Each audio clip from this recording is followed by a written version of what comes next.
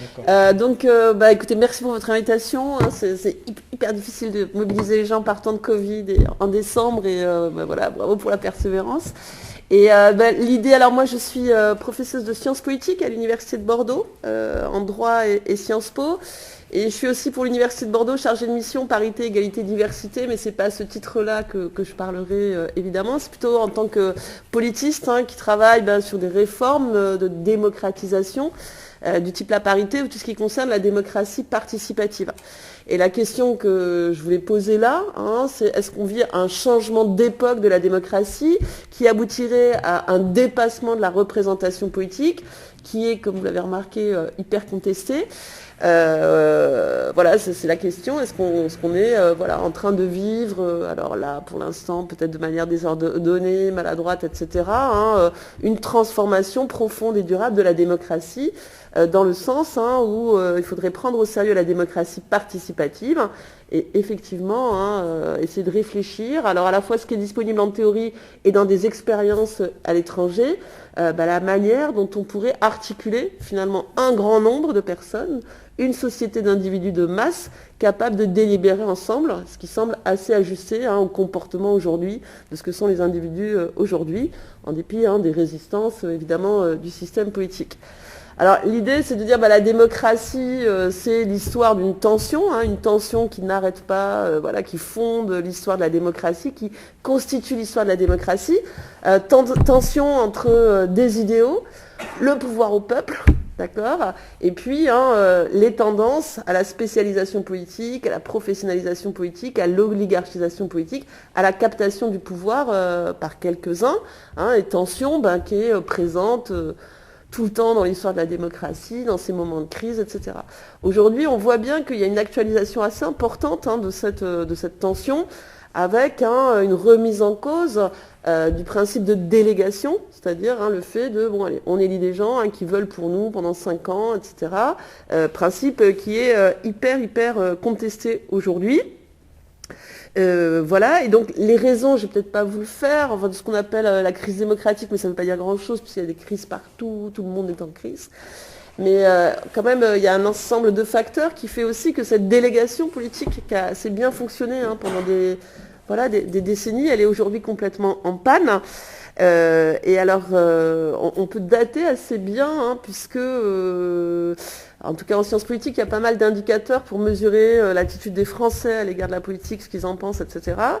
Et on voit que le jugement à l'égard de la démocratie, du fonctionnement de la démocratie, devient négatif au tout début des années 90. Quand on demande aux Français est-ce que vous pensez que la démocratie fonctionne bien, assez bien, pas trop bien, pas bien du tout, le jugement, il devient négatif au début des années 90. Et voilà. Et si vous voulez avoir un aperçu comme ça assez régulier des perceptions du système politique, des attitudes politiques des Français, il y a un outil qu'utilise beaucoup ma discipline, qui est sur le site du CEVIPOF, qui est le baromètre de la confiance des Français.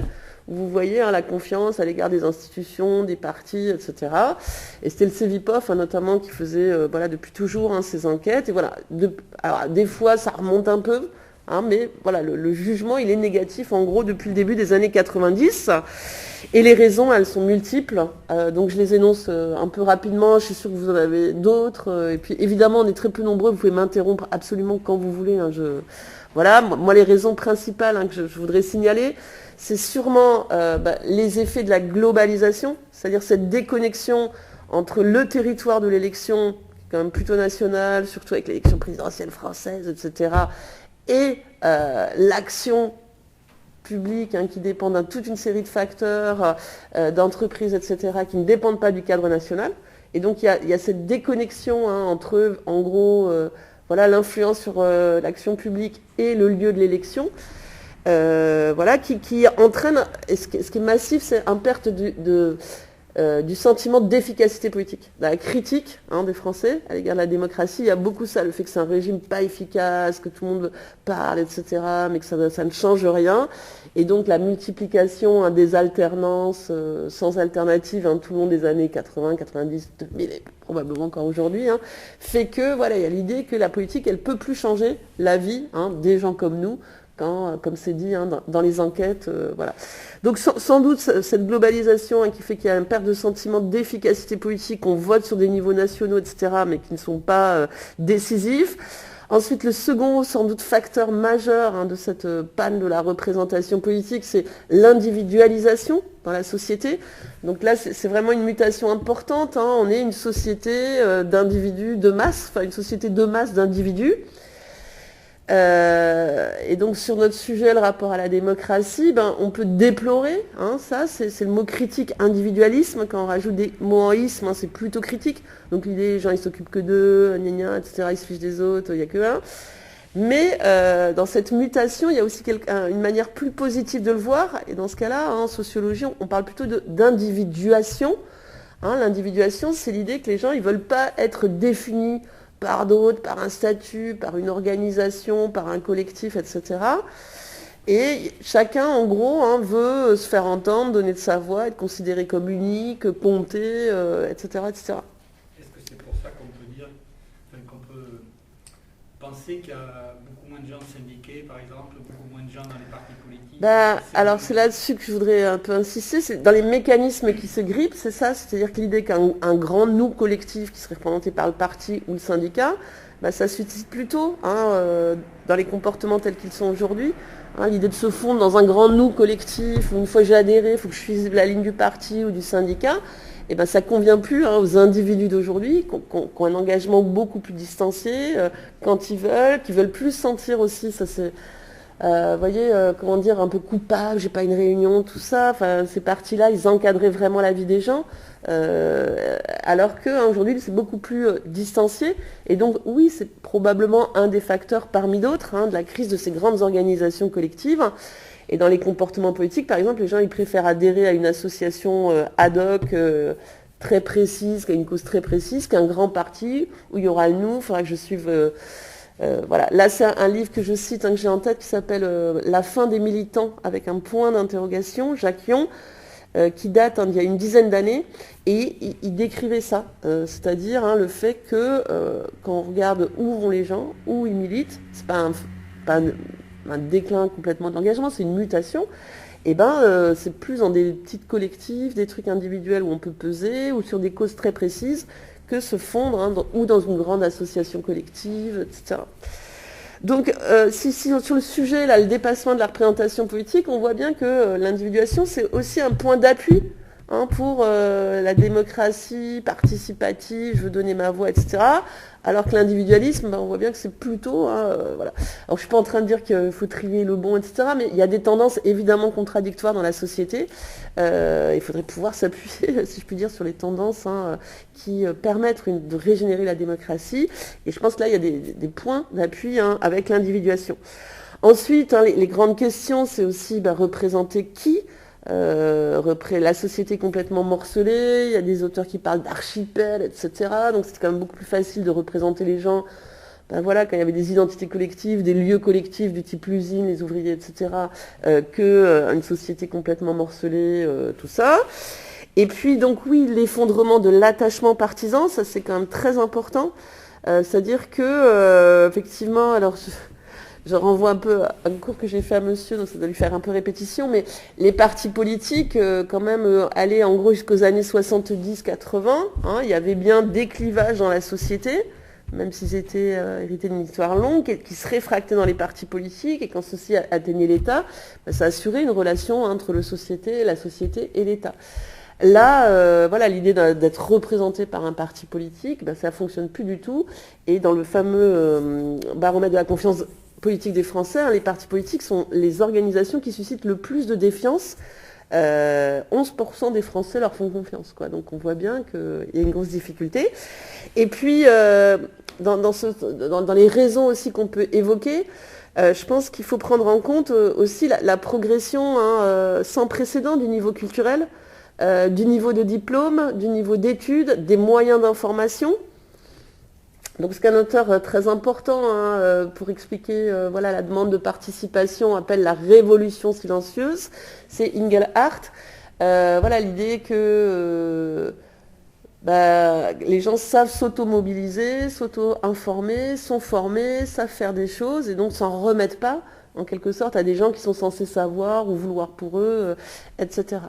Donc toutes ces tendances, effectivement, enfin, tous ces facteurs contribuent à la panne de la représentation politique à laquelle on assiste aujourd'hui, avec des symptômes qui sont hyper connus, donc je ne veux pas insister dessus, mais avec un déclin de la pratique du vote, qui est quand même net, alors qui n'est pas linéaire, depuis les années 70, il y a des gros taux de participation. Des fois, quand une élection est hyper mobilisatrice, qu'un enjeu est dramatisé par la presse, les gens peuvent se remobiliser ponctuellement, surtout sur l'élection présidentielle.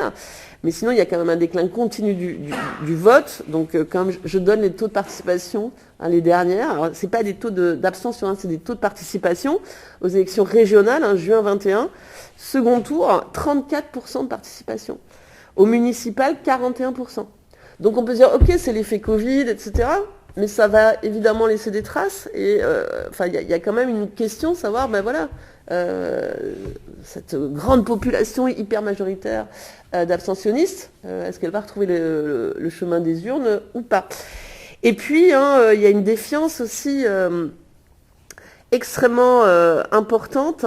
Tous les autres symptômes, à part l'effondrement du vote, vous les connaissez. C'est la défiance à l'égard des partis politiques, du personnel politique, la montée en puissance des votes hors système, la progression des comportements protestataires.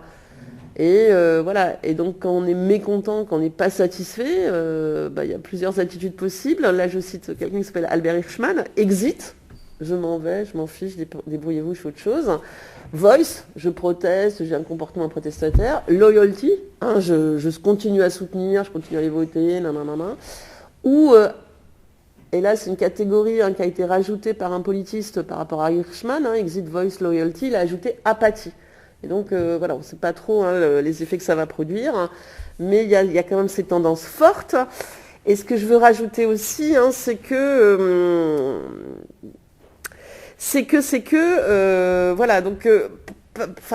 une panne du lien représentatif, une critique forte à l'égard de la politique, des mécanismes qui ne fonctionnent plus, qui se sont grippés fortement. Par rapport à cela, il y a une partie de la population qui, en gros, demande, et on le voit dans les enquêtes, on le voit dans des mouvements sociaux, des revendications, par exemple les Gilets jaunes et le RIC, démocratiser la démocratie. Prendre au sérieux le mot démocratie, etc.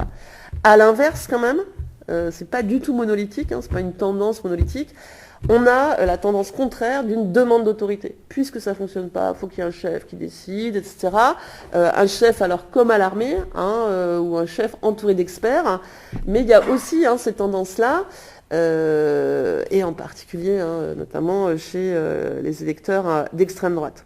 Et ce que je veux souligner, c'est que je pense que là, il y a un vrai sujet, c'est que cette tension, elle est exacerbée chez les plus jeunes, chez les 18-30 ans. Donc là, il y a un livre qui est sorti, écrit par Frédéric Dabi, il est dans un institut de sondage. Donc il compile des tas d'enquêtes sur les plus jeunes, leur rapport au vote, leur rapport à la démocratie, etc. On voit monter quand même un gros doute sur l'utilité du vote chez les 18-30 ans. Massivement, à quoi ça sert à rien, c'est inefficace, ce que je disais tout à l'heure. Et puis, il y a dans une série d'enquêtes, on voit quand même plus de la moitié des jeunes continuent à adhérer, au système démocratique. Alors 63% notamment considèrent que le pouvoir devrait être exercé directement par les citoyens, mais il y a aussi la tendance complètement inverse chez les plus jeunes qui à mon avis sont assez clivés. Une forte minorité considère qu'il faut à la tête du pays un chef qui n'a pas à se préoccuper du Parlement et des élections. Donc un chef qui n'a pas, Et puis il y en a encore 34% des sondés qui considèrent que c'est une bonne chose qu'il y ait l'armée au pouvoir. Alors il faut relativiser un tout petit peu, c'est une enquête nouvelle vague, alors qui est importante parce que elles sondent les 18-30 ans. La première fois c'était en 57, après c'était censé être tous les 10 ans, la dernière fois c'était en 2009. Il y a eu un gros gap, elle n'a pas été faite et là elle vient d'être rendue publique et elle s'appelle La Vague, cette enquête dans plusieurs pays européens et donc on voit, alors c'est tout à fait particulier parce qu'elle a été faite en février 21. Donc effectivement, les 18-30 ans, ils étaient confinés, nanana. Mais quand même, le sentiment qui demeure, c'est une grande angoisse par rapport à l'avenir. Et face à cette inquiétude, c'est l'idée quand même de monter de la solution autoritaire, un chef qui saurait, etc. Mais on retrouve cette tendance, un clivage, c'est beaucoup dire, mais ces tendances contraires dans la population. Dans le moment qu'on vit, il faut démocratiser la démocratie, ou il faut abandonner la démocratie, passer à autre chose, etc., etc.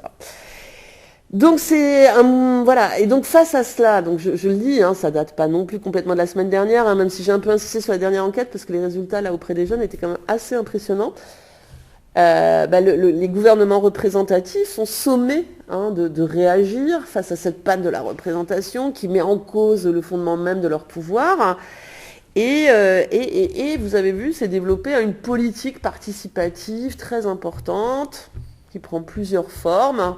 Politique participative qui est à la fois un mot d'ordre maintenant du discours politique.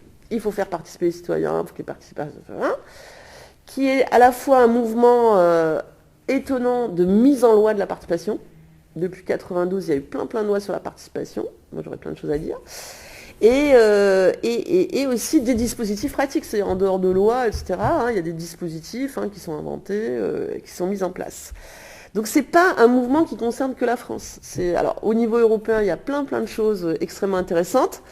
Et puis ça ne concerne pas que l'Europe. C'est vraiment un domaine où il y a des transferts importants du nord au sud, du sud au nord, etc. Par exemple, les budgets participatifs qui ont été très tendance depuis le début des années 2000 en France, ils viennent d'une expérience à Porto Alegre que je pourrais développer et qui a énormément intéressé les chercheurs, qui ont beaucoup écrit, ça a circulé, ça se diffuse, chercheurs, sociétés, etc. Et voilà, ça vient vraiment du Sud. Alors, je vais peut-être pas détailler, puis en plus, David m'a dit que vous aviez une séance sur la démocratie participative, tout ça, moi, j'ai beaucoup travaillé dessus, donc je pourrais longuement détailler, et je veux pas être trop longue, etc. Mais sur le bilan de la politique participative, là, j'en dis pas grand-chose. Ce qu'on peut dire, c'est que c'est hyper institutionnalisé depuis le début des années 90, l'obligation de concerter, etc. Avec quand même, faut pas être hyper critique, des dispositifs qui ont monté en puissance entre 90 et maintenant. Les dispositifs d'aujourd'hui sont quand même beaucoup plus crédibles, etc., qu'ils n'étaient au début des années 90. Donc je peux prendre par exemple les mini-publics de citoyens, style conférence de consensus, etc., qui se sont qui fonctionnent beaucoup mieux et où se pose la question de l'articulation de la décision, qu'il y a 20 ou 30 ans. Donc politique participative très institutionnalisée, avec des dispositifs qui montent en puissance, mais en même temps démocratie participative, en tout cas pour la France, qui est très fragile, qui est très peu articulée à la décision. C'est beaucoup venez débat de l'un, mais qui est très peu articulée à la décision et où les citoyens ne voient pas le lien entre ce qu'ils viennent raconter dans des débats, etc., et la décision, qui est perçue comme un truc de façade, une espèce de ruse de la domination politique pour garder le pouvoir, mais en fait, qui ne change pas la donne. Comme le dit une de mes camarades, Cécile Blatrix, toutes ces procédures, elles donnent le change plus qu'elles ne changent la donne. Elles donnent le change, oui, on a compris, vous êtes énervé, vous voulez participer, etc., mais ça ne change pas la donne des rapports gouvernants-gouvernés. Et comme vous dites, là, c'est une perception des gens ou c'est une réalité quand vous étudiez un peu que effectivement c'est un peu non, mais Cécile... Voilà. Alors, ma collègue Sandrine Ruy, qui est sociologue ici, elle a fait une enquête auprès des gens qui sont hyper sceptiques. Les publics participatifs. Les gens qui viennent, qui répondent à l'invitation à participer et qui sont là par des autorités politiques élues, qui ne sont pas que des autorités politiques locales. Longtemps, ça a été un peu enfermé dans la démocratie de proximité, mais il y a des choses au niveau national, européen, faut le penser comme ça. Et donc, le sentiment qui domine, c'est que les gens sont hyper sceptiques sur l'utilité de leur participation. Donc, ça aide pas à les faire venir. Mais les élus sont également hyper sceptiques sur l'utilité de la participation des citoyens. Ils se plaignent beaucoup des citoyens qui ne pensent qu'à eux, à leur trottoir, à la crotte de chien devant chez eux, etc. Donc, il y a un scepticisme, si je puis dire, partagé. Et puis après, ce que je vous disais, donne le change plus ne change la donne, c'est quand même plutôt des travaux là de politistes. Cécile Blatrix, elle est prof de Sciences Po. Elle a beaucoup travaillé sur les enquêtes publiques, par exemple, Et bon voilà, on a plutôt un constat de sociologie critique en disant c'est censé répondre à la défiance, ça a été inventé pour réenchanter le lien représentatif, mais ça échoue parce que pour l'instant, et c'est un vrai problème, c'est pas articulé à la décision. D'où ma question que je voulais traiter là, oui. C'est pas propre au territoire. Je dis c'est pas propre au territoire. On peut aussi le remarquer dans les secteurs professionnels. C'est-à-dire que quand il y a des grandes messes, ce qu'ils appellent des assises, que ce soit dans le travail social, on l'a vu avec l'hôpital il n'y a pas très longtemps, ou pour la justice, ils attendent quelque chose des professionnels, mais au final, qui prend les décisions? Voilà, ce sont toujours globalement des technocrates qui, décident à la fin. D'accord. Moi, pour avoir participé, oui, non, mais je vois très bien. Régional ou national, on voit bien que c'est plutôt. Bon, les assises, c'est des grands messes aussi, quoi. Vous voyez, non, c'est pas. On a vu pour la santé, il n'y a pas très longtemps. Oui, les Ségur de la santé, ouais. Globalement, ils sont plutôt défiants. Voilà, les gens sont tout à fait méfiants. Alors là, c'était un peu particulier, il me semble, parce que vous voyez, c'est pas nécessairement. Alors si, c'est pour prendre une décision, mais là, le Ségur, c'était vraiment sur des moyens matériels. Donc voilà. Mais vous voyez, sur des prises de décision, je sais pas moi, où est-ce qu'on va implanter tel équipement ou tel équipement, si on est sur le niveau local, etc. Vous voyez, dans les ateliers d'urbanisme, etc., il y a des gens qui se mobilisent énormément. Puis après, c'est vrai qu'une des difficultés, c'est que les élus peuvent prendre des décisions sans ensuite aller leur expliquer pourquoi on ne prend pas ça, etc. Dans les dispositifs actuels, ça manque énormément, disons, cette reddition de comptes des décideurs vis-à-vis des participants. C'est pour ça que, voilà, moi, ma question, c'est est-ce que, ok, c'est très imparfait, etc., mais est-ce qu'on ne doit pas le prendre quand même au sérieux? Et comment on peut le faire pour que ce soit ajusté aux citoyens tels qu'ils sont maintenant? Voilà, on peut peut-être se dire, je sais pas moi, peut-être vous voyez, que c'est un début, parce qu'en même temps, ça change un peu les choses quand même. Vous voyez, le fait ok, ils font un Ségur et tout, mais c'est pas non plus le gouvernement qui décide tout seul dans son coin. Il fait de la concertation, il met en scène la concertation, il communique sur la concertation, mais quand même, ça nous habitue à trouver ça extrêmement normal. Peut-être qu'on va y revenir, par exemple, on peut être très critique sur la conférence pour le climat. Et en même temps, d'un coup, ça a ouvert des imaginaires où, tiens, il y a des panels de citoyens délibératifs qui peuvent délibérer, prendre des décisions. Bon, ok, qui n'ont pas pris de décision, mais voilà, je veux vous présenter, moi, des exemples comme ça qui me paraissent tout à fait ajustés aux individus contemporains. Voilà, mais donc c'est évident, et c'est pour ça que... Enfin, c'est ça mon interrogation. Enfin, ce que je voudrais dire, c'est que moi, il me semble que le système politique, effectivement, pour des tas de raisons, se méfie énormément de ces transformations, essaie de les mettre en œuvre tout en les contrôlant, mais que probablement, il s'adapte trop peu et trop lentement à ces transformations, au risque de désespérer de la démocratie et d'aboutir à d'autres solutions, quoi. Voilà. Donc vous voyez, même toutes ces grandes messes, on se dit ça sert à rien, ça produit quand même des effets, y compris dans nos têtes, il me semble. En tout cas, on ne peut plus décider tout seul dans son coin, comme voilà, vous l'aurez fait. Donc les objectifs, c'est un peu comprendre ce scepticisme-là aujourd'hui à l'égard de cette participation, et puis peut-être esquisser des solutions procédurales. Parce que effectivement, dans un certain nombre de pratiques sociales, de mouvements sociaux, de ce que font les gens, de ce que vous faites évidemment aussi ici, on voit que voilà, il y a un chemin possible pour une démocratie à venir, ok. Et puis dans les théories démocratiques, voilà, il y a là aussi des pistes possibles pour imaginer des solutions adaptées aux citoyens contemporains. Voilà. Et donc ce que je voudrais... donc ça c'était une courte intro. Mon idée c'était de présenter très rapidement ces différentes théories et notamment distinguer la démocratie participative du courant délibérationniste, parce que souvent c'est assez confondu. Montrer comment les deux en fait contribuent à évacuer la démocratie directe. Ok, mais que si on se dit ok, on a des citoyens qui sont individualistes, qui veulent peser, qui veulent compter chacun individuellement, etc. Effectivement, ça pose la question de la prise de décision collective et peut-être de réhabiliter les référendums en les rendant plus délibératifs. Je ne sais pas si j'étais très claire. Donc, en gros, j'avais deux parties. Excusez-moi, je voulais au début quand même revenir là sur ces courants et puis voilà, montrer leur effet et puis le fait que ce soit assez séparé. Et puis dans mon deuxième temps, ce que je voulais montrer, c'est la nécessité de penser les articulations, d'hybrider les choses entre démocratie participative, délibérative, représentative et directe, alors que pour l'instant c'est un peu chacun dans son couloir. Ça vous va? Vous en avez marre? Je continue?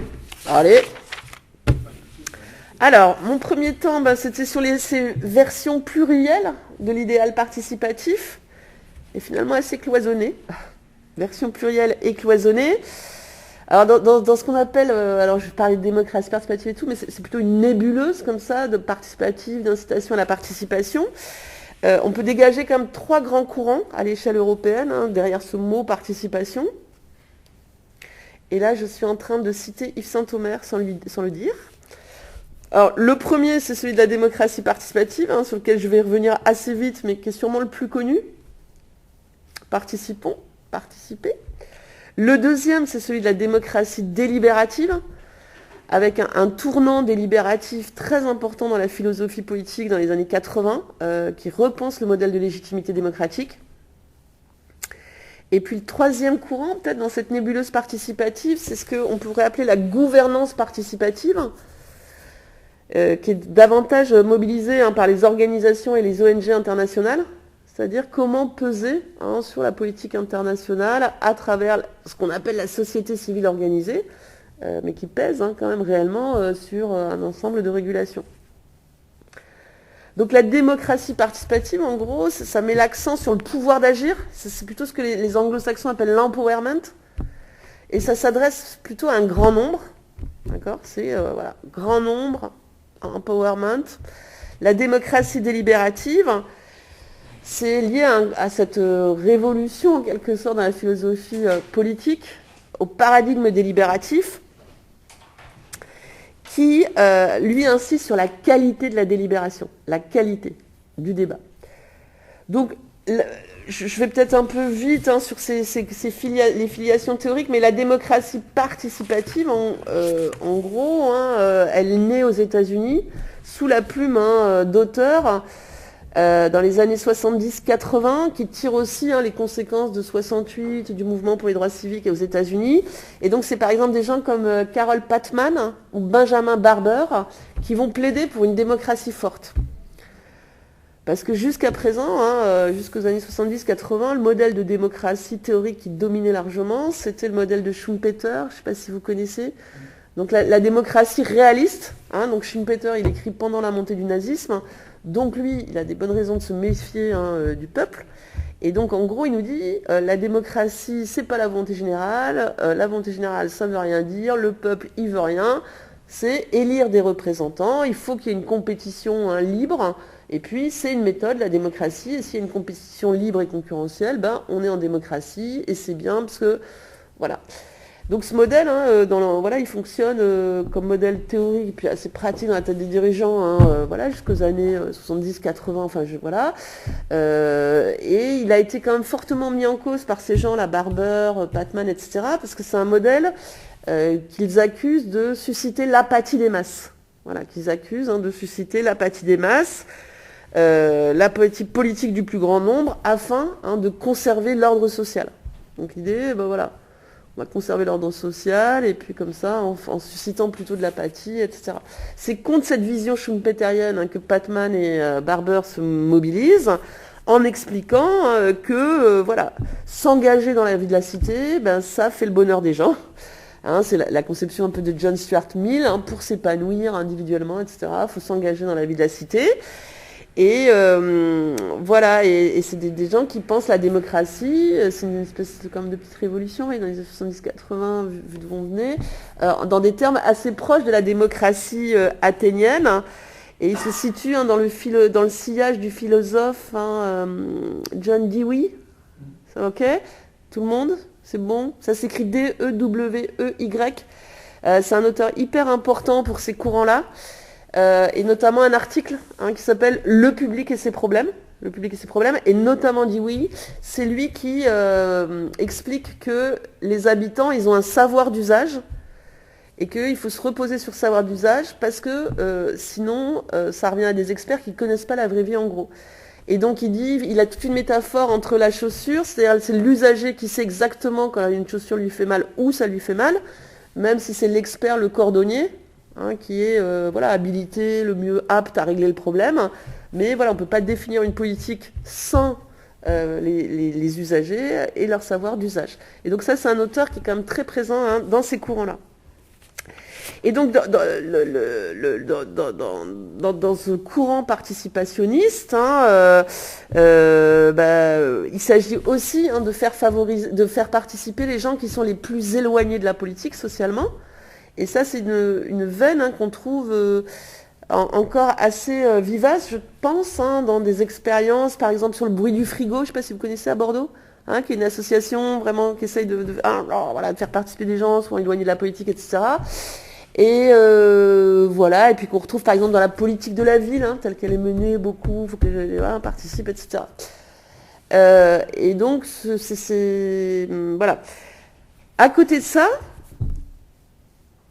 et bon, je voulais là éventuellement, mais je ne veux pas trop vous saouler tout ça, mais voilà, la politique telle qu'elle se développe, participative, elle est quand même bien sous cette égide-là. Par exemple, les conseils de quartier, les budgets participatifs, etc. Et moi, quand je parle de politique participative qui est déployée depuis le début des années 90, et je pourrais vous détailler si vous voulez, je retiens souvent la loi du 6 février 92, parce que c'est une loi de décentralisation, 10 ans après qu'on ait donné le pouvoir aux élus. En gros, les premiers temps de la décentralisation, 82, c'est vraiment le pouvoir aux élus. Il n'y a pas les citoyens, alors que la revendication de démocratie était importante aussi comme justification de la décentralisation. Et 10 ans après, il y a cette loi, donc, qui pour la première fois consacre un droit à la participation des habitants. Un droit à la participation des habitants au plan local. Bon, c'est une pétition de principe qui sélectionne 2 procédures, qui sont les comités consultatifs. Et alors, les référendums locaux, avec 28 000 guillemets, parce qu'on est très très loin des référendums par ailleurs. Mais voilà, cette politique participative, elle s'inscrit quand même bien dans ce sillage. Ensuite, il y a un deuxième courant qui est très important, qui est donc le courant délibérationniste. Années 80, et qui est un courant très très vivant, etc., en philosophie politique, qui en gros se met sous l'égide de Jürgen Habermas. Je ne sais pas si vous connaissez l'espace public, etc. Donc Jürgen Habermas, il décrit pour le XVIIIe siècle, au moment de la Révolution française, la naissance d'un espace public lié à la bourgeoisie qui va faire la Révolution, lié aux processus sociaux de la bourgeoisie, c'est-à-dire la bourgeoisie qui va dans des clubs politiques, qui va dans des cafés politiques, qui lit des journaux politiques, qui se met à discuter politique entre eux, et donc ce faisant qui contribue à désencastrer la politique des affaires religieuses, etc. Ça devient un domaine public où peut s'exercer une raison de gens qui discutent entre eux, qui sont habilités à juger la politique. Et c'est un peu, avec l'espace public de Jürgen Habermas, c'est la genèse de la notion d'opinion publique. Mais une opinion publique qui ne serait pas l'opinion publique sondagière, sur la base d'échanges d'arguments, etc., etc. Donc la figure de Jürgen Habermas, elle est hyper centrale dans le courant délibérationniste. Et on a un Français tout à fait star qui est toujours cité par les anglo-saxons. Alors, paraît-il, c'est le Français le plus cité en langue anglo-saxonne depuis la mort de l'auteur français, vivant, depuis la mort de Pierre Bourdieu, c'est le plus cité. Il s'appelle Bernard Manin, je ne sais pas si ça vous dit, non ? Alors Bernard Manin, il est majeur dans ce courant délibérationniste. Et il a un article qui doit dater de 85 dans la revue Le Débat. Sur la délibération, en gros, qui est toujours cité dans tous les... Voilà, où il dit en gros que, quitte à contredire une longue tradition démocratique, il faut dire que la volonté générale n'est pas à la base de la démocratie, n'est pas à la base de la légitimité des décisions. Donc la volonté générale, celle qui est issue des élections, volonté générale représentée, voilà. Et donc il dit non, ça ne peut pas être la démocratie, parce que dans la volonté générale, on fait comme s'il y avait unanimité, comme si la minorité, elle s'était trompée, etc. Mais en fait, c'est la loi de majorité qui s'impose avec la volonté générale. quid de ma volonté si je suis minoritaire, etc. Voilà. Donc, c'est un espèce de coup de force. On fait comme si c'était de l'unanimité, mais ce n'est que de la majorité. Et donc, les décisions légitimes, ça ne tient pas tellement à l'instance qui prend la décision, mais à la manière dont elle a été prise. Et une décision légitime, c'est celle qui est prise à l'issue d'une discussion publique, pas vous voyez, la négociation dans les couloirs, etc., le marché, le rapport de force, publique, inclusive. Donc là, il faut penser toutes les dominations qu'il peut y avoir dans les prises de parole, etc. Voilà, et procédurale qui repose sur des procédures. Et donc, il y a une attention très forte dans ce courant délibérationniste aux procédures, à la définition procédurale de la légitimité.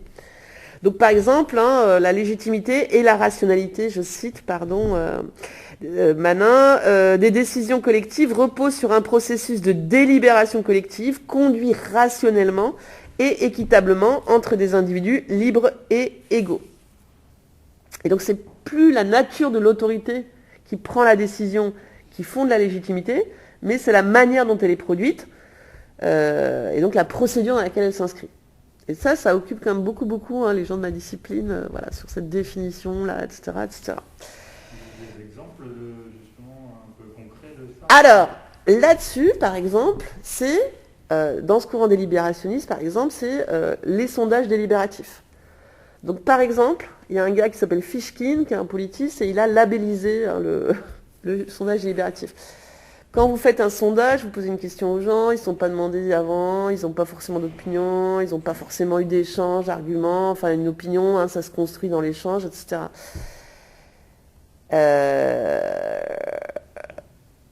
Voilà. Et donc lui, il dit, ok, on peut garder le principe du panel, pour avoir un panel représentatif de la population, mais il faut mettre ces gens-là dans des conditions idéales de délibération.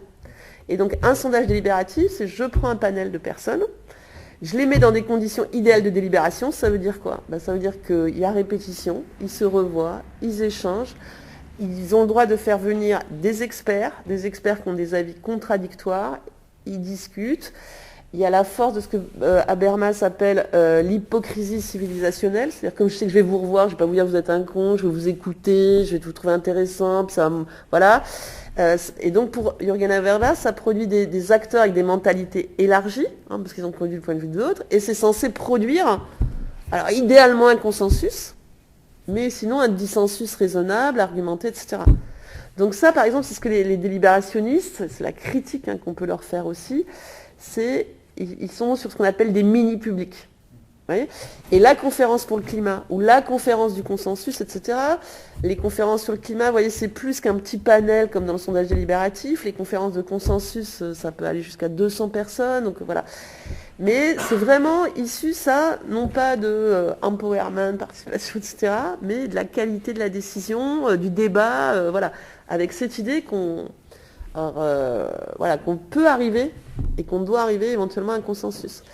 Et par exemple, je pense que ce courant délibérationniste, je pense que voilà, dans la conférence pour le climat, on peut en penser ce qu'on veut, etc., mais n'empêche que c'était complètement inspiré par cette philosophie délibérationniste et par des exemples qui ont beaucoup mieux fonctionné par ailleurs, dont je parlerai peut-être, parce qu'ils ont été ensuite, en Irlande, associés à des référendums pour aller jusqu'au bout de l'affaire.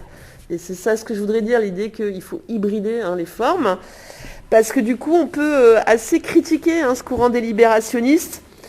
Samuel Hayat, je ne sais pas si vous le connaissez, c'est un philosophe contemporain vraiment très très génial, enfin moi j'aime beaucoup, qui parle des effets analgésiques, donc qui endorment, du paradigme délibératif, délibérons de manière remarquable, etc., sur la démocratie participative première version, qui aboutissait quand même plus ou moins à une dilution de la représentation. Alors dans les descriptions de Patman, tout ça, on voit pas bien comment on va décider, mais son modèle de démocratie, si vous voulez, c'est une pyramide de conseils, et ça paraît complètement dissolu la représentation politique, mais elle n'en parle pas vraiment.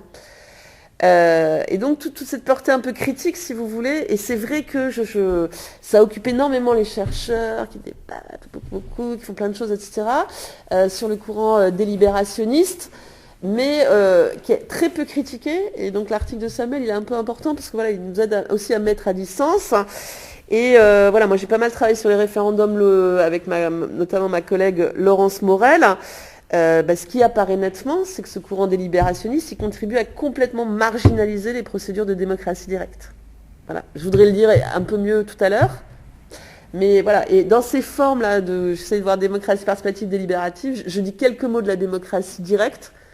Alors avec cette définition qui vaut ce qu'elle vaut de Jan Budge, c'est un régime dans lequel les citoyens adultes, dans leur ensemble, débattent et votent. On débat, mais on vote moins, débattent et votent sur les questions politiques les plus importantes et dans lequel leur vote détermine les actions à mettre en œuvre. Donc, comme technologie de la démocratie directe, ça vient d'un mouvement pareil, anglo-saxon, ce qu'on appelle la grassroots démocratie, c'est-à-dire les premiers Américains, ils décidaient ensemble, les pieds dans la terre, etc. Il y a toujours ce rêve de la communauté, voilà. Et toute la question, c'est comment est-ce qu'on peut faire délibérer un grand nombre ensemble. Voilà. Puisque ce que nous dit Fishkin, en gros, c'est OK, sondage, vous avez le nom, mais vous n'avez pas la qualité de la délibération, sondage délibératif. Vous avez un petit nombre, et nous, la question qu'on peut se poser, c'est est-ce que les citoyens, ils vont être portés à mieux, à donner plus de légitimité à des décisions prises par un petit nombre, fût-il de citoyens, que de représentants qui délibèrent aussi. Les représentants, l'Assemblée nationale, c'était censé être quand même le haut lieu de la délibération politique. Alors la démocratie directe, les technologies, c'est le référendum. Mais le référendum, sa compatibilité avec la démocratie directe dépend énormément de qui a l'initiative. C'est-à-dire que si c'est des gouvernants, avec la tradition plébiscitaire, etc., c'est quand même une démocratie semi-directe. Si c'est les citoyens qui ont une initiative, et ensuite il y a référendum, là c'est vraiment de l'autogouvernement et c'est de la démocratie directe.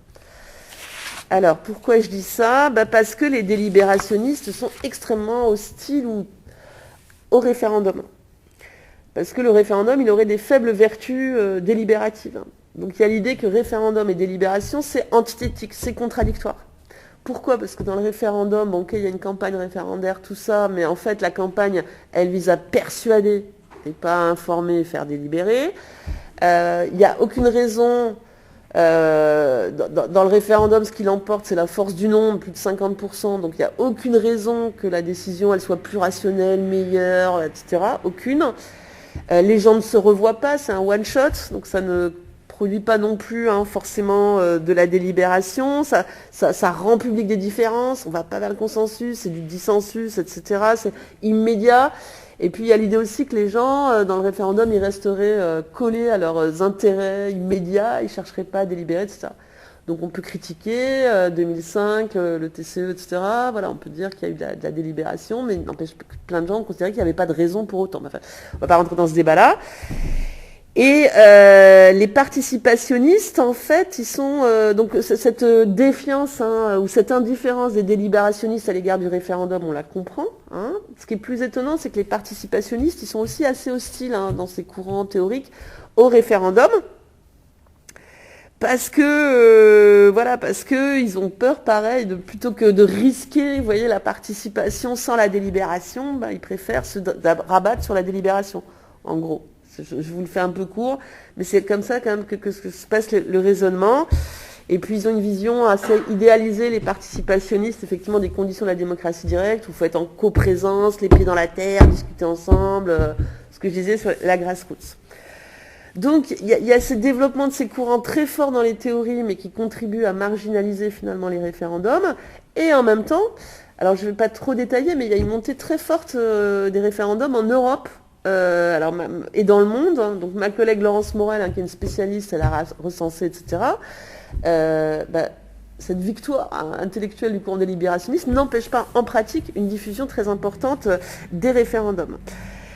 Sauf la France. Donc il faudrait discuter. Alors il ne faut pas trop exagérer, il y a quand même eu Maastricht, il y a eu le projet de constitution européenne, il y a eu quelques avancées juridiques sur l'initiative populaire. Mais dans ces travaux comparatifs, on est quand même très étonné de la défiance très forte à l'égard de l'initiative populaire. C'est-à-dire du soin mis pour déconnecter l'initiative, des citoyens du fait que effectivement on va organiser un référendum derrière et ils vont décider. Donc je peux donner des exemples, hein, mais si on prend celui de Maastricht, pardon ? excusez-moi, je vous coupe. Si on prend celui de Maastricht, ça a quand même produit un peu de défiance. Je pense que celui du 2005 a encore plus produit de défiance, puisque le non n'a pas été suivi d'une décision conforme. Hein. Voilà. Donc voilà.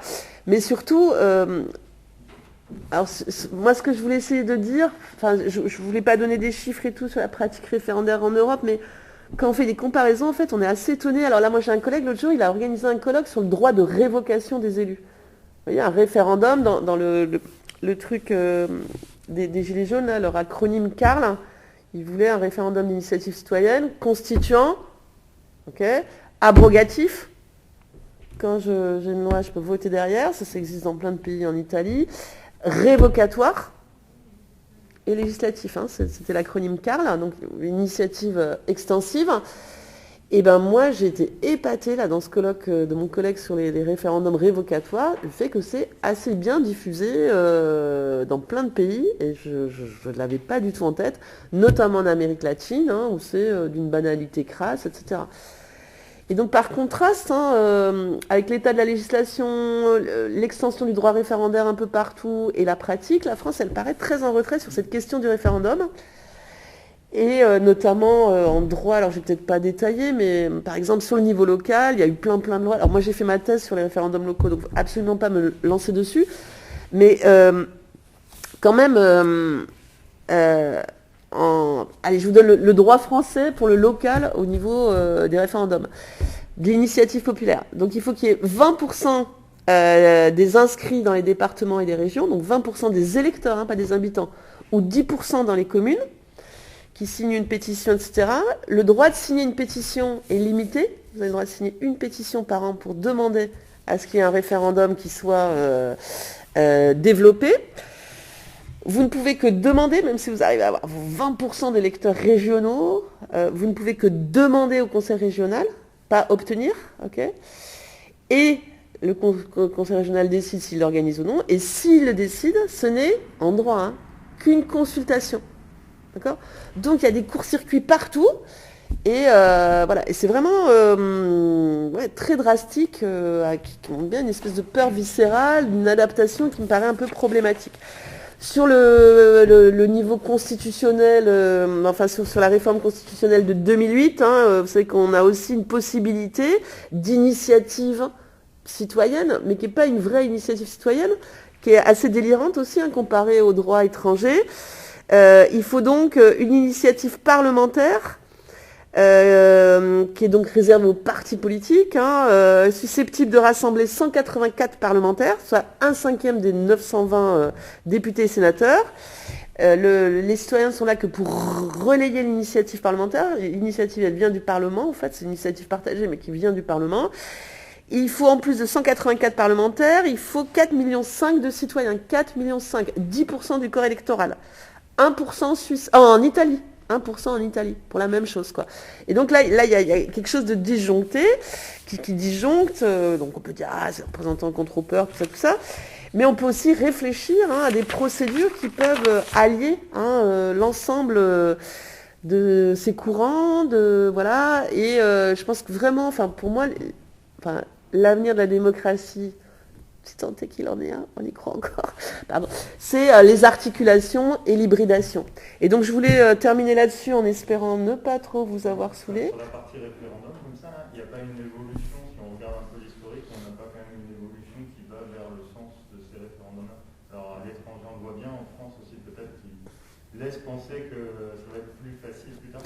Écoutez, je pensais qu'après la tentative avortée là, sur la privatisation des aéroports de Paris, bon là on a vu le gouvernement qui reculait, etc. Mais il y a eu deux, trois fois des gens qui ont dit mais attendez, c'est complètement délirant, autant ne pas le mettre que faire semblant de le mettre pour que ça marche pas, quoi. C'est un peu ça. Ça y est, mais ça ne peut pas marcher. Donc c'est pas satisfaisant. Et si ça y est, c'est au nom de ce réformisme institutionnel, il y a crise de la démocratie, on vous a compris, Les droits dont je vous parle, ils datent de 2008, puis sur le référendum local, quoi, vous voyez, ça va de 92, et les derniers trucs, c'est 2006, donc c'est censé être des réponses, mais c'est des réponses impossibles. C'était quoi votre question? Je voulais savoir si historiquement, justement, on voyait cette évolution qui pouvait laisser penser que les référendums deviendraient plus faciles par l'avenir, comme on est entouré de pays qui le font de manière plus simple.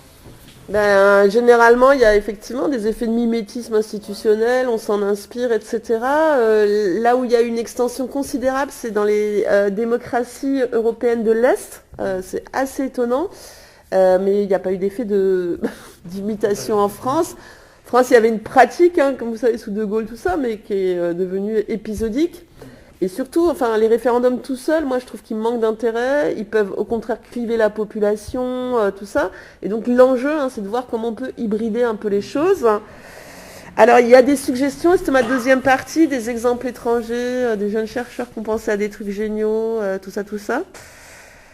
Donc être dans les attendus de la délibération, considérer que effectivement échanger, s'entendre, écouter les arguments de l'autre, même si on peut pas les supporter, ça rend meilleure intelligence, etc. Et ça permettrait d'arriver à une démocratie plus apaisée. Donc comment rendre les procédures de démocratie directe plus délibératives?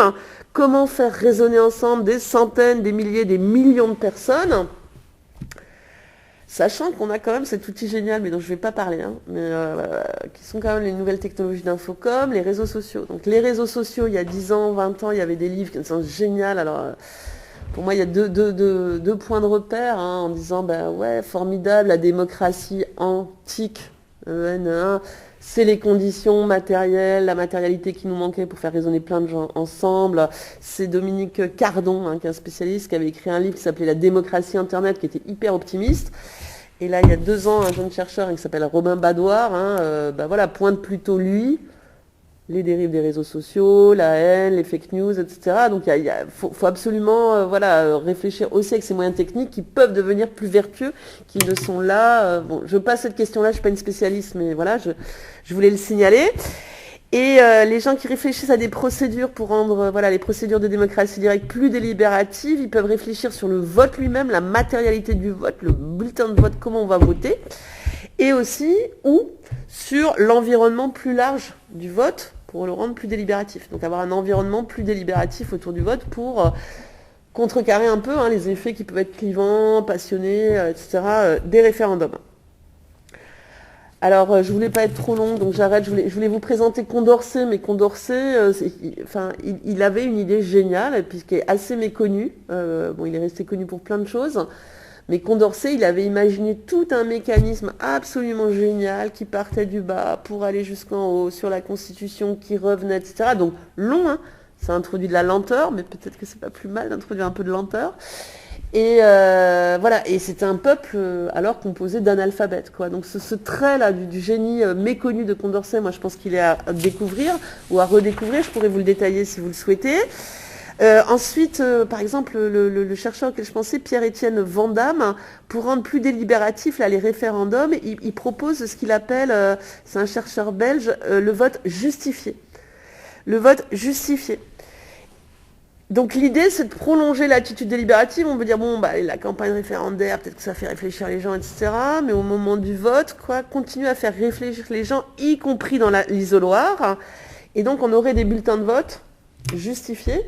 Je vote oui parce que tel argument, je vote oui parce que tel argument, ou je vote oui ou je vote non parce que. Et donc, vous voyez l'idée de se dire, quand on rentre dans l'isoloir, on continue à réfléchir, et voilà, alors je vous caricature un petit peu, c'est un philosophe politique hyper génial, il raconte extrêmement bien pourquoi, comment, où, etc. Mais on pourrait dire que les atouts d'un tel vote justifié, outre qui pourrait améliorer sensiblement l'action publique, en prenant en compte les justifications, pourrait stimuler la délibération publique, en proposant un vote justifié. Si on sait qu'on a un vote justifié à la fin, peut-être qu'on va mieux écouter les arguments, et quand on rentre dans le vote, on ne vote pas par hasard, etc. Ensuite, il y a d'autres propositions qui ont été émises pour un référendum d'initiative citoyenne délibérative qui combine donc démocratie directe et démocratie délibérative. Donc je résume la formule, mais elle est fortement inspirée d'une procédure aux États-Unis dans un État de l'Oregon. Donc la formule, c'est après la collecte des signatures requises, ok, alors peut-être pas 20% des électeurs, hein, et le contrôle de constitutionnalité de la proposition, on est sur le niveau national, une assemblée de citoyens tirés au sort, modèle délibératif, éventuellement accompagnée de quelques parlementaires, serait constituée pour se former au sujet et appréhender les diverses complexités et rédiger un texte, donc un panel de citoyens qui se constitue pour rédiger un texte sur les conséquences de chacune des deux possibilités soumises au vote. Ce texte ensuite étant joint au matériel électoral. Donc on peut dire que ce n'est pas terrible pour les partis politiques, ça continue à les marginaliser, mais en même temps, des citoyens qui débattent entre eux, qui voient les conséquences du vote, etc. etc. Vous voyez, parce que s'il y a un référendum d'initiative citoyenne, on peut dire que ça peut être la part de toutes les passions, n'importe quoi, etc. Et donc introduire quand même du côté de la rationalité et de la raison des mécanismes. Et alors ça, c'est directement inspiré, cette proposition, effectivement d'un processus qui marche très bien aux États-Unis, qui est très étudié aussi, qui est le Citizens Initiative Review. Ça existe depuis 2009, quand je vous dis ça marche très bien, c'est nouveau, mais voilà. Donc c'est un État où il y a beaucoup d'initiatives citoyennes, au niveau de l'État fédéré.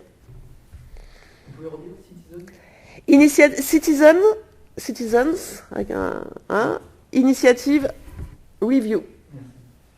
Et donc c'est vous voyez, review, c'est-à-dire qu'il y a beaucoup d'initiatives citoyennes. Là, c'est pareil, un panel de citoyens tirés au sort qui examine à intervalles réguliers toutes les initiatives citoyennes, qui délibèrent entre eux, qui font venir des experts, un modèle délibératif un peu idéal, qui ensuite produisent leur avis,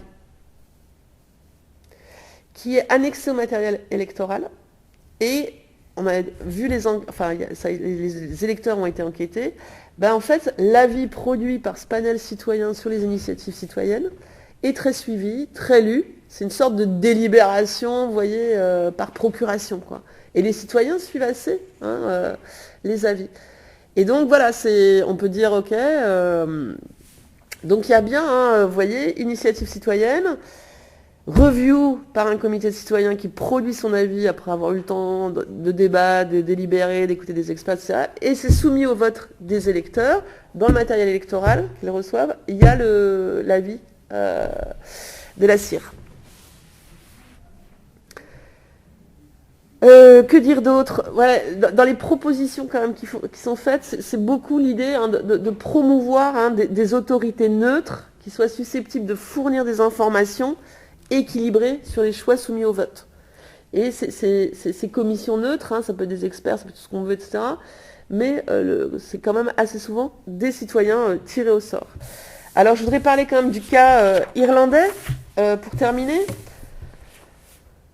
Que je voudrais pas parce que donc nous on a eu la conférence sur le climat, je pense que vous avez suivi, c'est pas la peine que je redise, après le grand débat, rien n'est réglé, le grand débat finalement n'a pas réglé la question de la fiscalité écologique, donc la question demeure entière, comment rendre acceptable des mesures en faveur de l'environnement après une mobilisation d'une exceptionnelle intensité, déclenchée par la fiscalité environnementale, et donc c'est la première expérience de conférence citoyenne en France, enfin c'est pas tout à fait juste.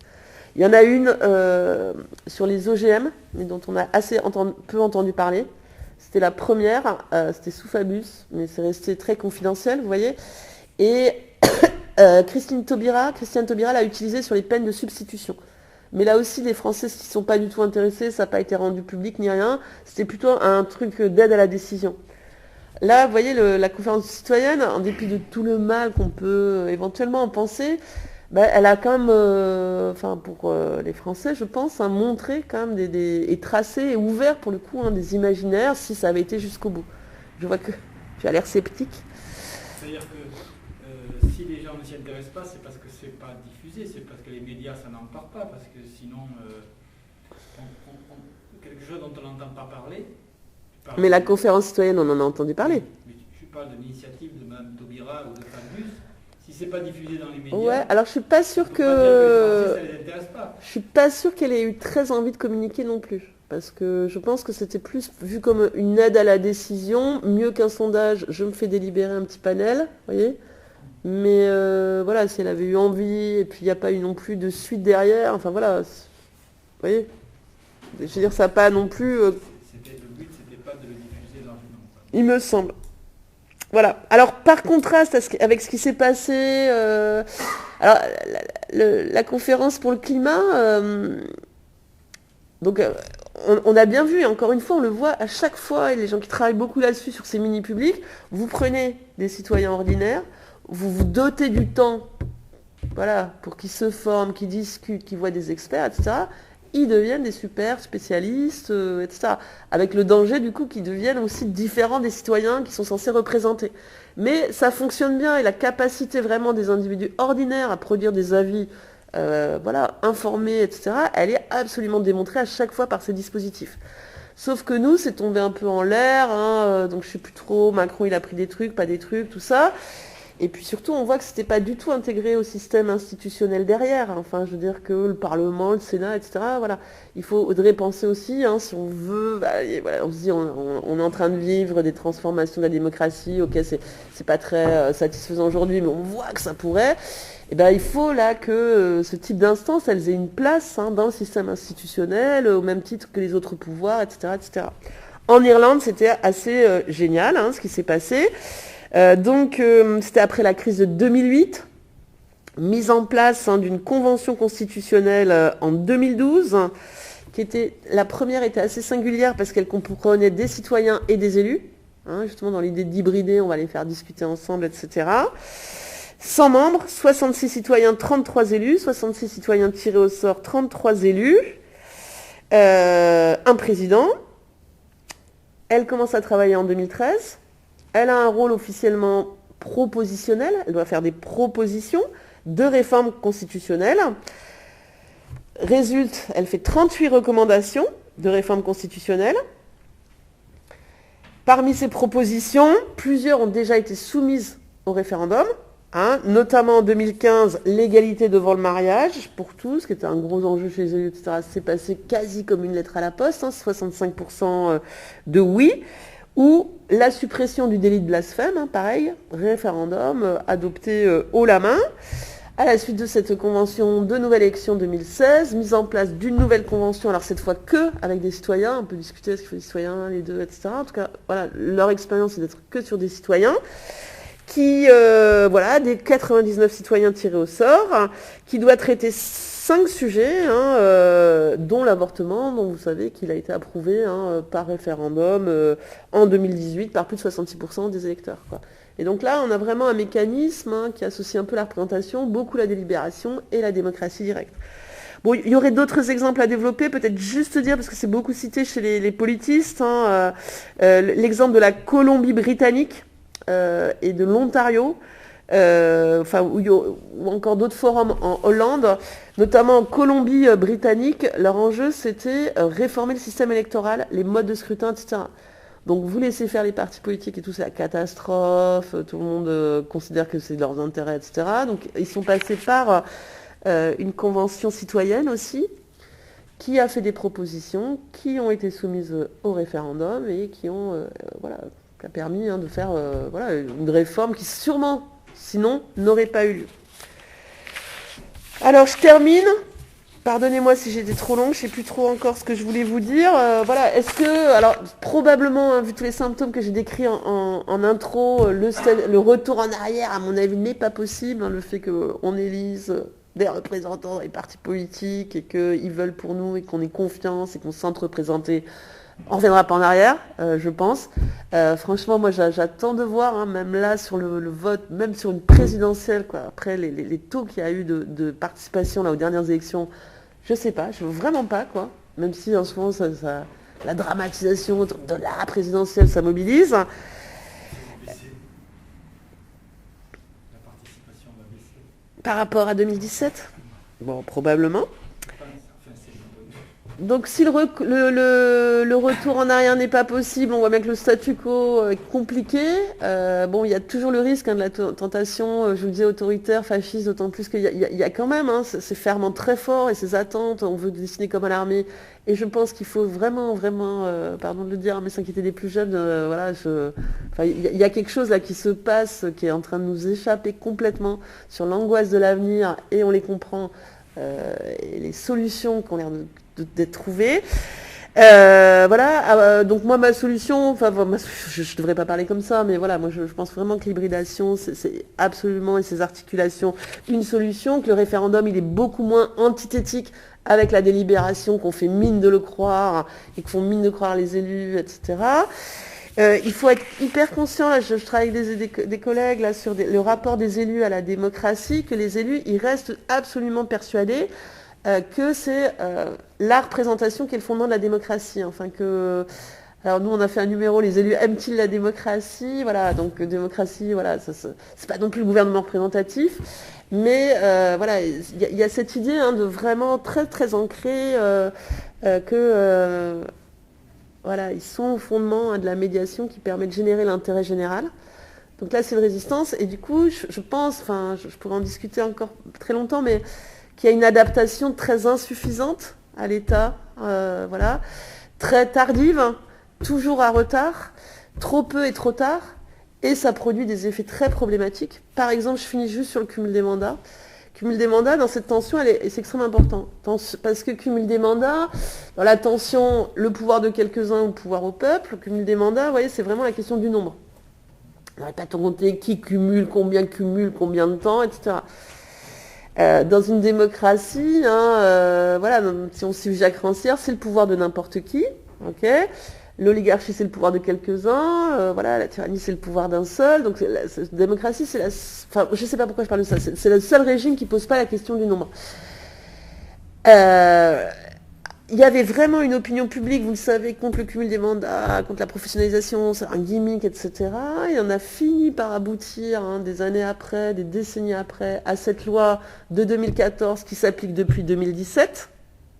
Donc le non-cumul vertical, vous n'avez plus le droit d'être président de région, et sauf que la crise démocratique étant ce qu'elle est, il y a eu 2017, sortons les sortants, le chamboule tout, etc., lié voilà, à cette panne de la représentation. Gouvernement, on le sait, assemblée, je vais assez vite, ok, des amateurs, etc., mais très élitistes, voilà, d'un point de vue socio-économique très très très élitiste, donc effectivement sans ancrage territoriaux parce que c'était pas des maires, recrutés par CV, tout ça. Interprétation de la crise des Gilets jaunes. Ah, mais c'est parce que vous n'avez pas d'ancrage au local. Faut revenir sur le cumul des mandats. Il faut réinjecter du cumul des mandats. Et là, les bras m'en tombent. Donc, dans le programme de Valérie Pécresse, il faut réautoriser députés-maires. Enfin, c'est ce qu'on appelle le cumul vertical des mandats, c'est-à-dire local-national, qui est aussi une particularité française. Et où est-ce que j'ai lu hier? Ah oui, qu'Emmanuel Macron songeait à réintroduire, oui, le cumul des mandats pour être ancré au territoire. Donc c'était pour illustrer, comme si ça allait être une solution de réintroduire du cumul des mandats pour régler ce problème-là. Et voilà, c'est pour illustrer le fait que la résistance, mais qui est bien compréhensible, statutairement, les élus, ils sont pour la délégation, ils détiennent leur pouvoir de la délégation, puis ils y croient vraiment, c'est pas que du cynisme, je suis pas du tout là-dessus, c'est vraiment une croyance forte, quand même, ça empêche une adaptation suffisante, voire même avec des retours en arrière, avec ce qui joue sur le cumul des mandats. Pardonnez-moi d'avoir été un peu trop longue. Et ça, vous constatez cette résistance des élus à tous les niveaux, ou spécifiquement à l'échelle nationale, parce que là, non. Même à l'échelle locale, il y a aussi ce côté-là. Alors, je ne devrais pas généraliser comme ça. Quand on fait des entretiens, etc., vous avez des élus qui y croient, qui y croient vraiment. Et puis, c'est dur de faire vivre la participation. C'est ingrat. Voilà, c'est compliqué. On ne peut exclure que les gens ne souhaitent pas participer. On ne peut exclure qu'on aille vers une démocratie furtive ou de façade qui convienne, etc. Donc, voilà. Il y a des élus qui y croient, voilà, la plupart, voilà. Et au niveau local, disons qu'on voit se développer plus de participation quand même au niveau local parce qu'il y avait cette idée de proximité, que les gens allaient être plus intéressés, plus compétents, etc. Mais en même temps, donc là aussi, hein, les choses ne sont pas continues. Si on prend le cas de Bordeaux avec les conseils de quartier, si vous voulez, quand Juppé arrive en 95, qui fait des conseils de quartier, je fais des conseils de quartier, etc., c'est des structures hyper représentatives, c'est tous les notables chabalistes qui n'avaient pas pu prendre sur sa liste, etc. Maintenant, les conseils de quartier, on en pense ce qu'on veut, c'est toujours un enjeu des campagnes électorales, c'est pas assez de ça, mais ça a quand même énormément évolué. Voilà, les budgets participatifs, au début c'était un peu pour faire semblant, là le budget participatif, franchement, bordelais, il est pas mal, et puis vous avez, je crois c'est 5% du budget qui est décidé. Donc vous voyez, c'est pas le statu quo, etc. Ça bouge, ça se crédibilise, mais qu'est-ce que c'est lent pour crédibiliser le projet lui-même d'une démocratie participative. Et les élus, c'est quand même plutôt une culture au départ de gauche, mais comme c'est devenu un impératif, vous voyez, politique, tout le monde en fait, gauche, droite, etc. Il n'y a pas de différence plus que ça, même si ça renvoie à des traditions de partis différentes, quoi.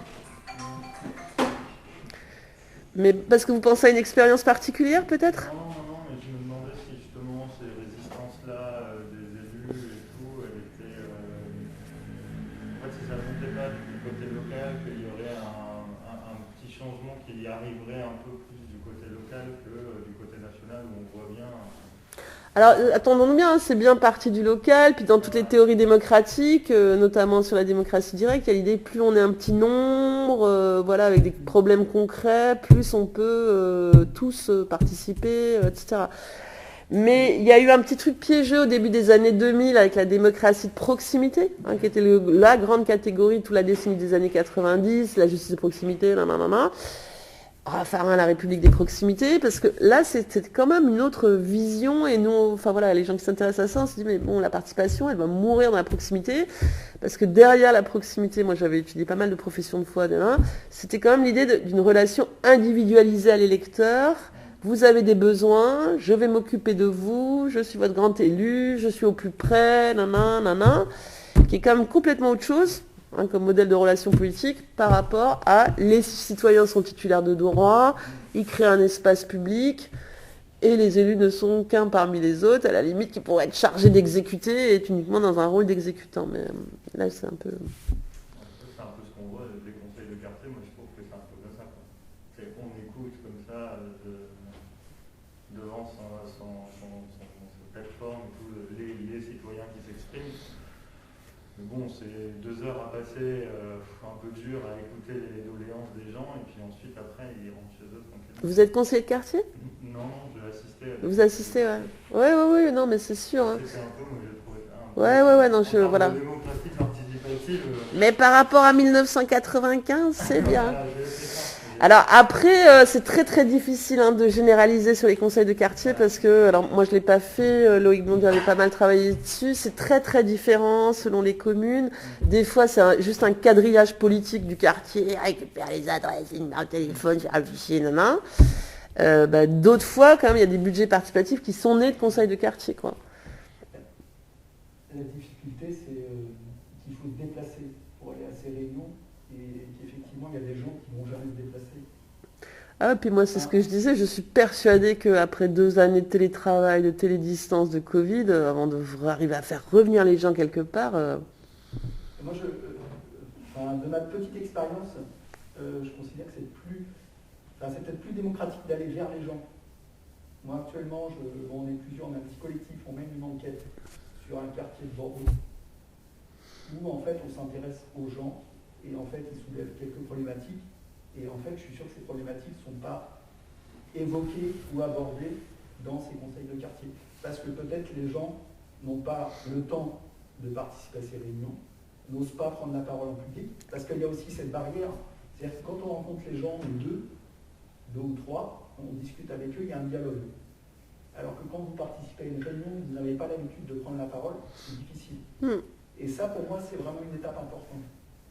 C'est-à-dire, et là, je vais prendre un exemple, mais peut-être je reviens sur votre idée d'hybrider. Et je vais prendre l'exemple du mouvement ATD Carbone. Vous connaissez ? Bon, par exemple, la loi, c'était la loi contre les exclusions de 1998, et notamment la CENI. En fait, c'est parti d'un quartier de Nancy, des gens qui ont connu l'extrême pauvreté, avec des professionnels de la santé qui intervenaient sur ce territoire. Et en fait, petit à petit, ils ont produit un savoir, c'est-à-dire qu'ils ont croisé déjà leur savoir d'expérience et le savoir de professionnels, ils ont rencontré des élus, et ça aboutit à une loi. Alors, est-ce qu'on peut parler d'hybridité entre... Il me semble. Hein. Alors, si vous intéressez... Je vous invite à écouter, il y a un documentaire sonore qui a été fait par deux femmes qui est extraordinaire, qui explique justement ce processus. Comment on a abouti à la CENI, qui pour moi est quand même un progrès concret aujourd'hui pour beaucoup de Français. Et je trouve que c'est intéressant de voir ce processus. Alors, je voulais avoir votre avis, est-ce que là il y a une hybridité? Je connais pas bien, je voudrais pas, voilà, je connais pas bien. Je sais qu'Amélie Carmont se revendique de Habermas. Oui, mais alors aussi sur ce sujet-là, je pense qu'il travaille pas mal avec Marion Carrel. Marion Carrel, elle mène justement une démarche scientifique participative avec des gens en situation de pauvreté. Et elle a, comment vous dire, je sais pas, c'est contractuel avec, je sais plus, avec ATD Quart Monde, etc. Et effectivement, sur favoriser des prises de parole, Et alors, si vous voulez voir son projet, il faut que vous alliez sur le site du GIS. Donc, c'est Groupement d'intérêt scientifique, le GIS, Groupement d'intérêt scientifique, démocratie et participation. Et que vous regardiez ce que développe Marion Carrel, comme ça, sur les gens en situation de pauvreté, et qui participent en fait aux enquêtes maintenant, qui élaborent avec des chercheurs les questionnaires qu'on va leur passer, tout ça, quoi. Et ça, c'est pas inintéressant non plus comme démarche, quoi. Et tout à l'heure, vous avez parlé de Condorcet. Est-ce qu'il y a quelques mots-clés, si on veut retrouver Condorcet, Condorcet, on en parle. ouais, Condorcet, c'est pétition et fabrique de la loi, vous pouvez mettre, je pense que vous allez tomber dessus. Ou sinon, il y a un article qui est pas mal, mais j'ai plus le nom, qui décrit très très bien la procédure qu'il avait mise en place, qu'il avait proposée, hein. Alors qui a été marginalisé tout de suite, mais c'est ça quand on s'intéresse à ces questions-là, en fait, il y a des gens qui ont eu des idées géniales et qui ont été complètement marginalisés. Yves Saint-Omer a fait ça, par exemple, sur le tirage au sort. Donc le tirage au sort, on est en train de le redécouvrir maintenant, qui est une autre technologie de démocratie directe, hein, qui a vraiment le pouvoir de n'importe qui. Avant, c'était limité au jury d'assises, maintenant, ça se développe à une vitesse. Dès qu'on veut être représentatif, paf, tirage au sort. Mais le tirage au sort, il avait été absolument pensé par des penseurs de la démocratie comme mode de désignation. Mais comme, on a préféré l'élection.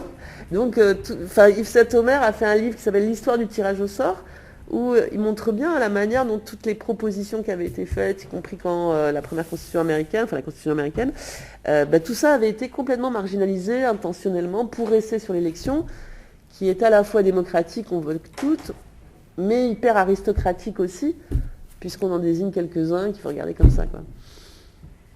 Surtout en France. C'est vrai, dans les démocraties nordiques, c'est quand même plus simple.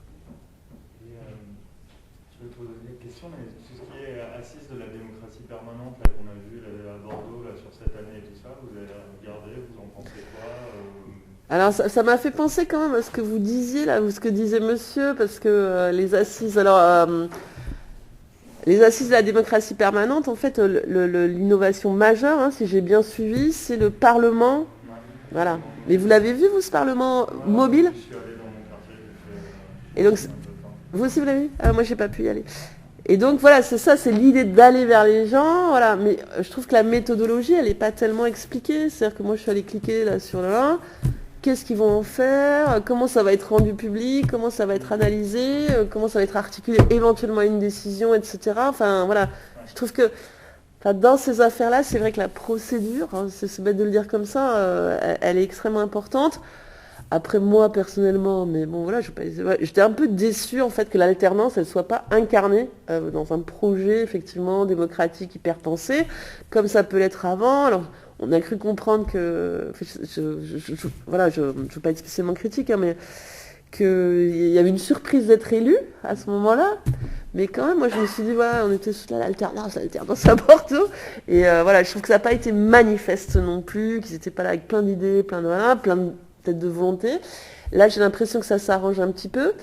Mais je trouve qu'il n'y a pas eu de rupture déjà sur l'année et demie qu'on a passée. Et le Parlement itinérant, là, je sais pas quoi trop en penser. Je trouve que c'est pas mal dans le côté aller vers les gens, peut-être susciter des paroles. Et encore, je sais pas comment ils y vont dans le quartier, j'ai pas bien vu. En fait, ils ont une espèce c'était autour du thème de la culture. Et en fait, il présentait un espèce de, je sais pas comment, un porteur de parole, je sais pas si pour certains ça parle, c'est un outil d'éducation populaire. Oui, oui, je vois. Et en fait, voilà, ils avaient un petit vélo avec une cabine devant, et puis ils affichaient quelques phrases de citoyens qui s'étaient prononcés sur la notion de culture. D'accord. Mais en fait, comme vous dites, pour moi, c'est, voilà, c'est après, qu'est-ce qu'on en fait? C'est-à-dire que si on... Parce que, bon, pour moi, c'est la question d'être militant, ou militer, c'est-à-dire qu'il y ait la notion, bon, après, je développe peut-être trop, c'est la notion de conflit. C'est-à-dire qu'à un moment donné, le conflit ne veut pas dire affrontement. C'est-à-dire qu'on amène un conflit, que ce soit autour de, par exemple, du logement. Là, moi, là où on travaille là, sur un quartier de Bordeaux, on s'aperçoit qu'il y a des problèmes de logement. Bon, ben, c'est comment, à partir de la parole des gens, des paroles individuelles, on essaye de constituer une parole collective. Et je pense que là, ça manque. C'est-à-dire qu'en fait, qu'est-ce qui fait qu'à un moment donné, ce qu'on ressent, c'est partagé par d'autres. Et qui fait qu'on peut avoir... C'est ça, parce que là, avec le Parlement, les gens ne discutent pas du tout entre eux. Bah, alors, allez-y. Moi, c'était pas pareil. Il y avait quand même une sorte de petite arène qui déplaçait et tout. Donc c'était sur une journée entière. Même avec des ateliers qui étaient différents. Donc il y avait voilà, cette espèce de... qu'ils ont appelé ce Parlement mobile là. Donc quand même une arène qui était assez... c'était pas mal, ça devait faire 4-5 mètres de diamètre.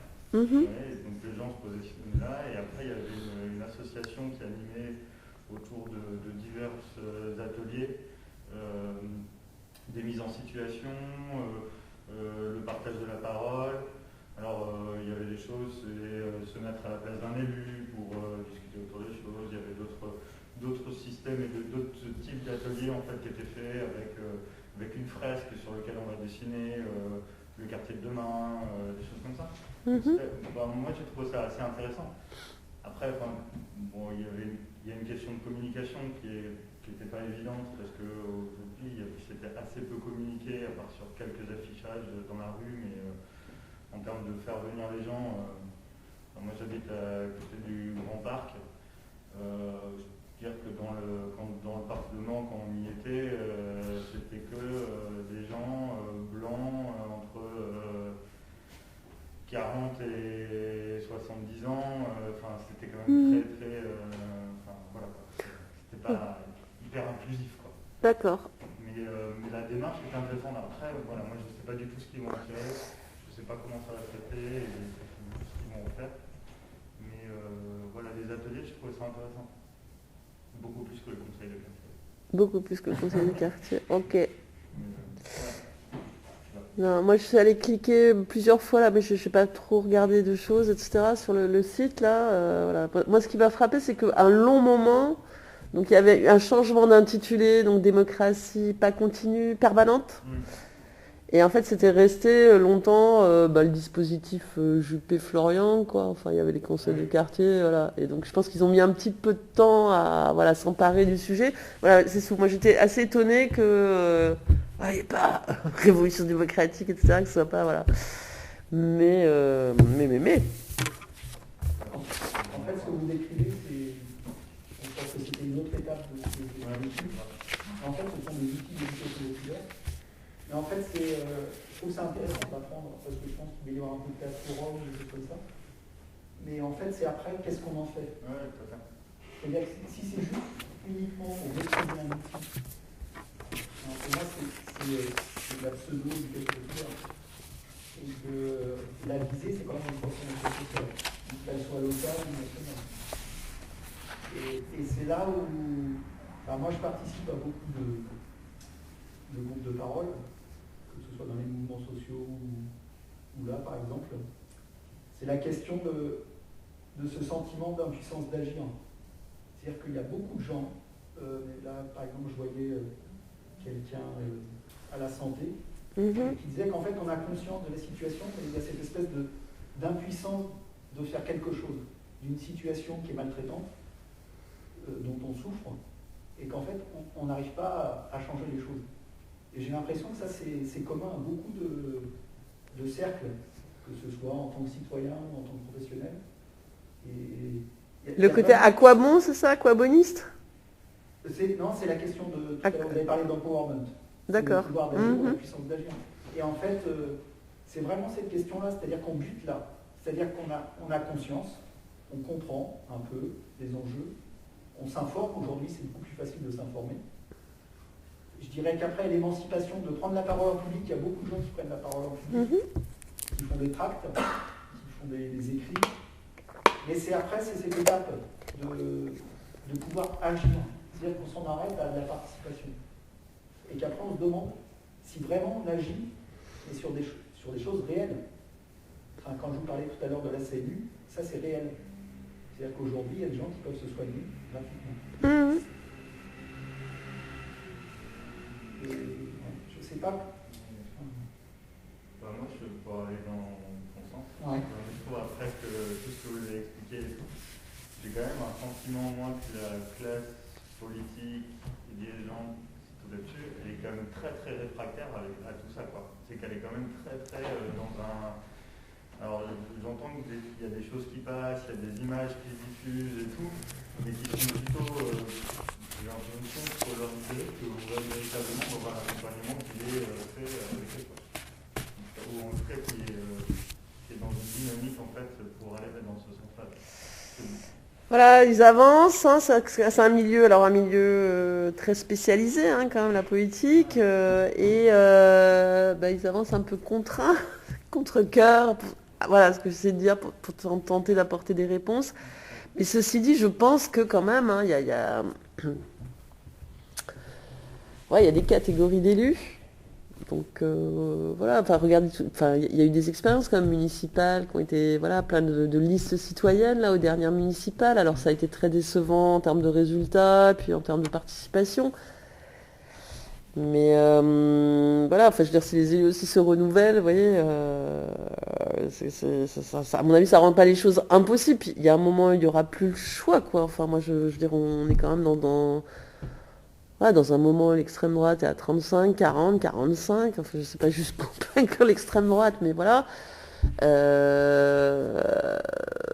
Je pense qu'il y a un moment, voilà, la réponse, elle peut être que sur une démocratisation réelle, mais on n'en est pas là. Mais c'est sûr qu'il y a un facteur de résistance important.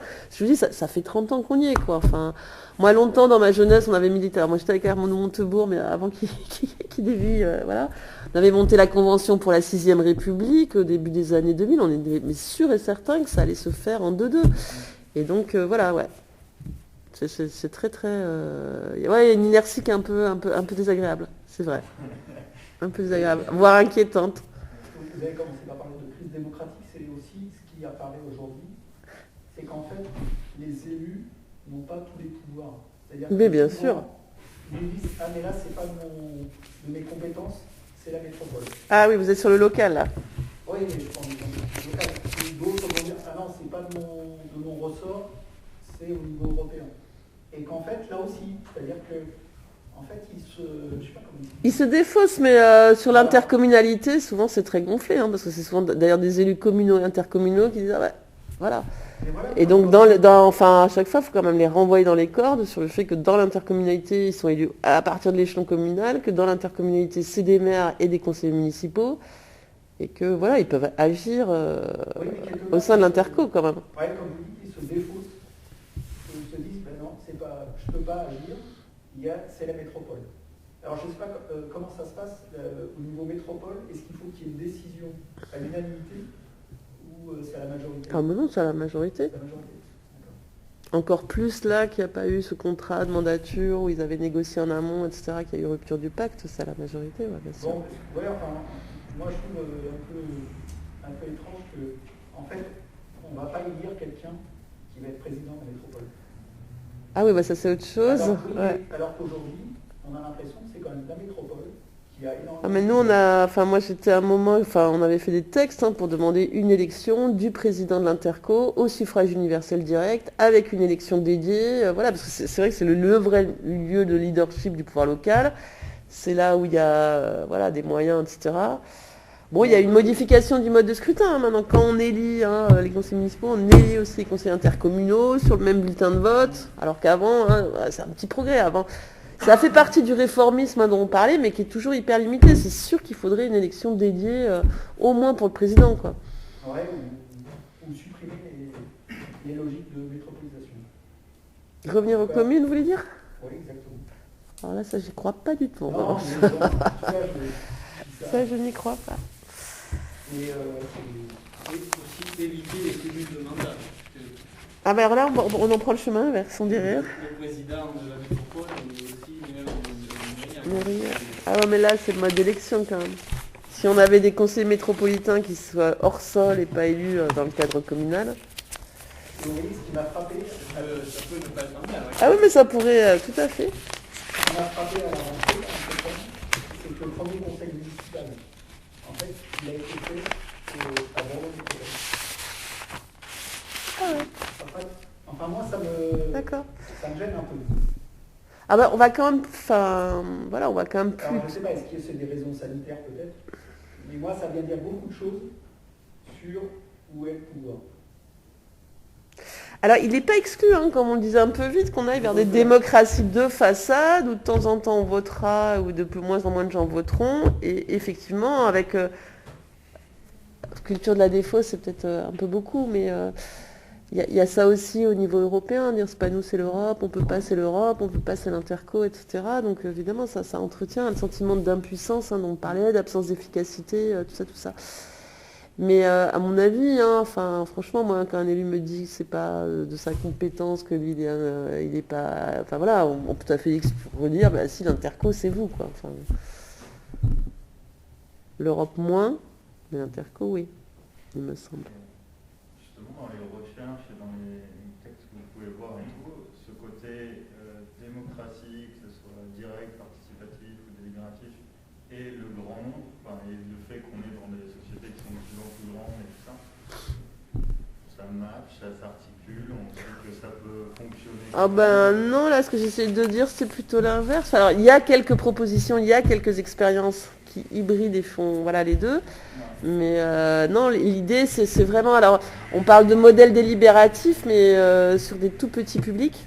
Et quand on parle de démocratie délibérative, hein, c'est l'idée, bon, comment faire délibérer un grand nombre. Donc, il y a des propositions, hein, il y a des propositions, y compris, voilà, sur simuler l'information, les échanges, etc.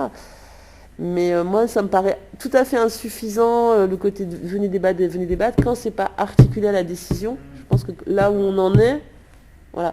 Et puis sur le scepticisme, hein, de dire en France ils bougeront jamais, machin, etc. Ils sont, enfin voilà, enfin les démocraties européennes quand même, on s'en rend pas super compte, mais les démocraties nordiques, l'Allemagne, l'Espagne, le Portugal et tout, l'Italie, enfin l'Est, ça bouge énormément quand même hein, sur ces questions-là et ces recompositions. Donc ça peut être aussi hein, pour nous une voie de voilà, d'inspiration et puis d'inspiration pour des élus qui résistent, quoi. Merci Marianne. Merci à vous d'avoir organisé ça.